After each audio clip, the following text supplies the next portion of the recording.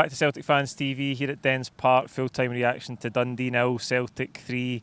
I've got Darren and Callum with me to go over it. Callum, a good one in the end. 3-0, back-to-back victories after back-to-back defeats. What did you make of that overall today? Look, I think Darren mentioned it in the last video that he'd done. It was about not really the performance, it's just about getting the result at this time of year. And look, it's quite cold today, it's Boxing Day, we're the only team playing, so there's a wee bit of pressure on us as well with how we have currently been playing. First half, we kind of fell into the trap that we've fallen into quite previously in a lot of games. We're very passive in the ball, we don't take risks, we're very safe in the ball, too safe, where we don't want to take on people. It's right, you have the ball. In the first half, you've seen it with Maeda and Johnson. They kept saying, right, you have the ball, no, you have the ball, no, you have the ball, and it ended up going back to Carter Vickers. And you can't rely on your centre-backs to come up with a piece of magic to get you out when they're sitting at the halfway line. It's going to need to be up to the wingers. And obviously further into the game, when Mikey Johnston comes on, that's what I'm talking about. And look, Mikey Johnston's by far one of the greatest players I've ever seen, but what he does do is he grabbed the game today when he needed to, and it's an important 3 points. The second half was a bit better. I wouldn't say much better, it was a bit better. We got the 3 goals, and that is what matters at the end of the day, going into obviously this massive game on Saturday.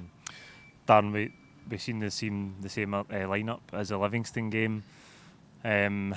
You think that might be the team that plays on Saturday, but then we're going to lose Carter Vickers during the game, which is obviously a massive blow for us. I don't know if it's his hamstring, it seems to be that people are suggesting. So that's obviously going to be a huge blow for us, but in terms of that lineup, do you think, starting back-to-back games, do you think the performance was any better than the weekend against Livingston? Oh, by far it was definitely better. I mean, that's three games in a row now that we've not scored in the first half, which is a bit concerning because last year we had games wrapped up by half-time. But I think as well, if you compare it to Saturday there was a 10-minute spell in the second half, whereas I thought a vast majority of that second half we were really good. I'm going to say this, and you're probably not going to like it, Paul, most of viewers won't, but we were better when Kyogo went off. I think he's just in the mud now, and it's not really his fault. I mean, he had a brilliant chance, half an hour or whatever, that Kyogo last season would score at in his sleep, but it's just his confidence is on the floor just now because, for one, he's not really getting the service from the wingers, which, again, that points to the system. He's not getting the chances that he usually gets, which is unfortunate.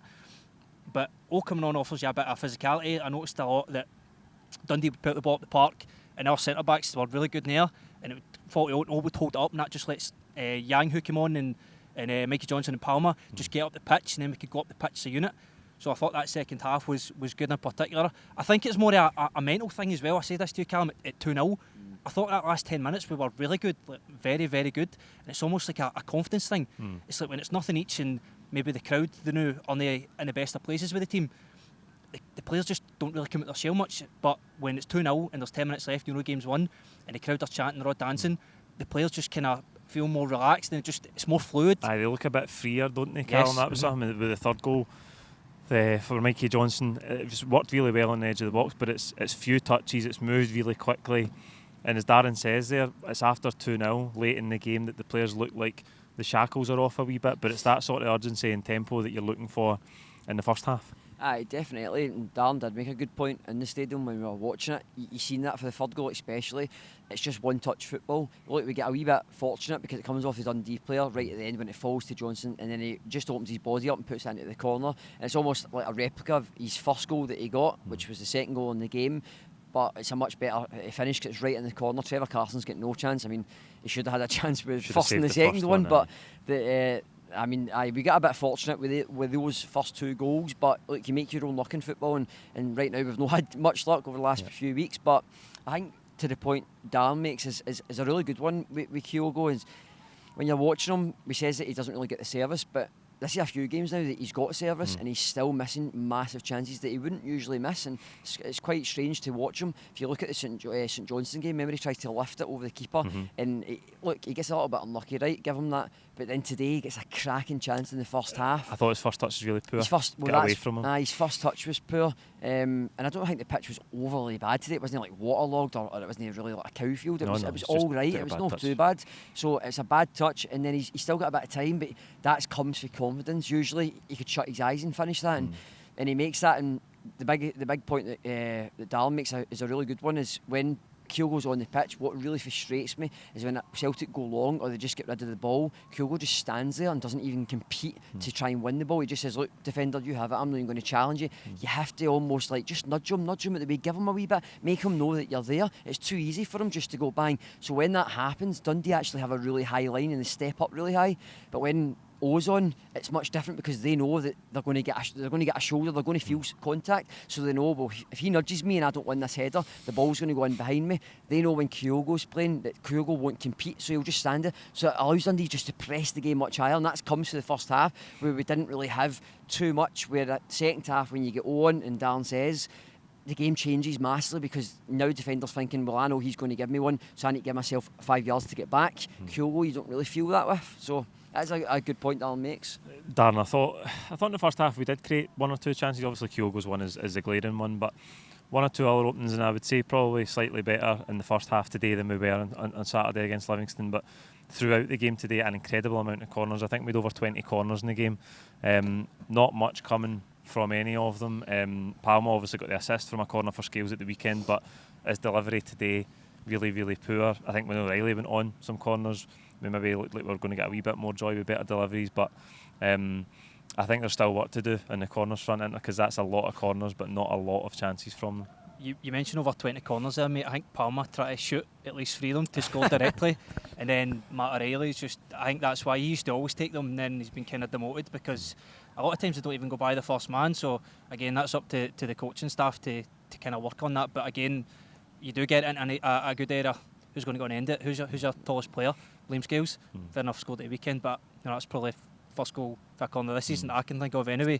Just on your point in the first half, it was much better than the Livingston half. I thought the tempo was there. The tempo was definitely there, and I thought at times, not the whole first half, but in spells, they were actually trying to penetrate the midfield and the defence of Dundee rather than going back to Saturday. It was almost just, Kenny said the word last week, like a horseshoe-shaped passing. That's the kind of way, that's what we need to try and avoid because at times I think we're just so easy to defend against. It's so predictable. It's like the defenders, they don't even need to step out. They can literally just marshal you, stand in front of you because they know you're not going to try and go by you. So they just stand there and let Celtic just back to the centre half, cross the other side, try on the left hand side, back to the centre half, try on the right hand side. But in spells in the first half we're actually trying to get through and we had a bit more joy through the middle rather than just try to constantly go through the wide area. So progress. Aye, Callum, we haven't won 3 games in a row in all competitions all season. That's back-to-back victories. What better time than Saturday to make it 3 wins in a row? It's like, honestly, I think it's 2 poor teams that are probably going to turn up on Saturday. We've got the advantage of being at home. There's not one Rangers fan in there. I think everybody's going to probably get in nice and early and give the team as much confidence and atmosphere and kind of that. You seen it at the end of the game there. I see just on that at the end of the game, but also at half time at 0-0 as the team was going up the tunnel. The fans were right behind them. I think that's going to be important Saturday. It's quite important, and that's what I thought to myself when it comes to Saturday. I think you're going to have a lot of that. And like we've seen Rangers come to Celtic Park in better form than we've been, but then we've got the 3 points. We can turn it on. It's just people need to have a wee bit of confidence. The first goal's crucial in that game, and look, Rangers are in a good, probably a better place than we are right now, if I'm honest, because they're winning games. Even if they're not playing well, they're winning games. What I would say is it's probably 2 teams that aren't playing well for 90 minutes. Both teams seem to have spells where they're having kind of like a lacklustre first half and then maybe a really good second half. Seems to be both teams are doing that. So look, it's going to be fine margins on Saturday, and we need people like Kyogo when he gets chances like that to make it count. The big blow is obviously Carter Vickers. If that is his hamstring, then it's massive because I mean, Rodgers is going to be forced to either put on Lagerbielke or Narochki, at least on the bench, if he wants to bring Phillips in, or he plays Welsh. I'm not really sure. So we've got a bit of a headache at the back. And look, to end it as today was a positive day because it was about the result, but it was also probably about a clean sheet. And I know we got a clean sheet now. That's back-to-back clean sheets. Joe Hart's not had many this season. We've been quite. I think maybe the difference in defensive goals between us and Rangers maybe like 8 or 9. We've conceded 8 or 9 more. So that's quite a big jump when you're competing. So look, we can score goals. That's fine. It's keeping it out at the back. And I don't think Rangers are great up front. Obviously, their danger men are probably Sima. And probably Dessers maybe, but anybody else, or maybe Tavernier probably should say, they're probably going to be their so if we can keep them quiet, then Celtic have got a good chance. But it's all about confidence, as Darren says. It's a really good point, is we need to be confident, and look, that should give them that. Coming out of the stadium there, everybody was kind of giving them it and the players were giving it back, so look, we turn up Saturday and we go for the 3 points. Absolutely, Darren. As Callum says, the start to the game on Saturday is massive. We've got the crowd behind us. We've got to take control of the game and get Rangers in the back foot. I think that will be key in terms of the result. Well, like you say, having 60,000 Celtic fans there is also going to help a lot.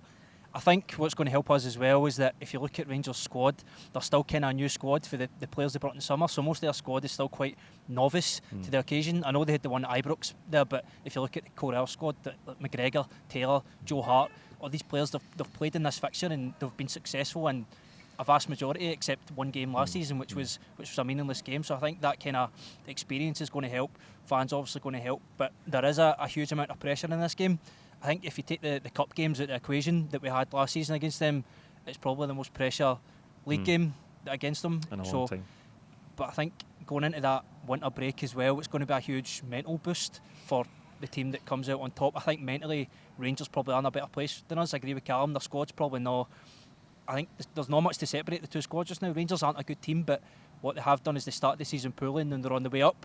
We're probably the opposite of that. So I think if we get a good result, the kind of mentality shifts, which is going to be good for going into January. Do you know, Paul, what would be really interesting, just quickly, is that it's going to be interesting to see what Rangers do. Do they come to Celtic Park and try and dominate the ball? I don't think so. I think they're going to probably sit in, almost like what they've done to Batiste, and try and hit Celtic on the counter. So that's going to be interesting, because I'm thinking kind of a couple of ways. Are Celtic going to get more chances because it's going to have more openings? When you come to Dundee, Livingston, Hearts at Celtic Park, everything's really tight, everything's really squeezed in. So is that what Rangers are going to try and do, and then try and hit us on the counter? Or do they kind of come at us and open up, see if we're a bit fragile, and test that in the first 15-20 minutes, and test the crowd as well? That's going to be massively important. So the first 15 minutes is crucial that Celtic start well and try and get that early goal to put pressure, because then that means Rangers have to come out, and then it starts creating gaps for like Dyson Maida to run into space, Kyogo to run into space. That's going to be massive. Aye, massive. That game on Saturday is absolutely massive. We'll be here to bring you all the reaction, and we'll have build up before the game as well, so stay tuned for that. Like this video, comment your own thoughts on today's game below, and please don't forget to subscribe if you haven't already. Thank you.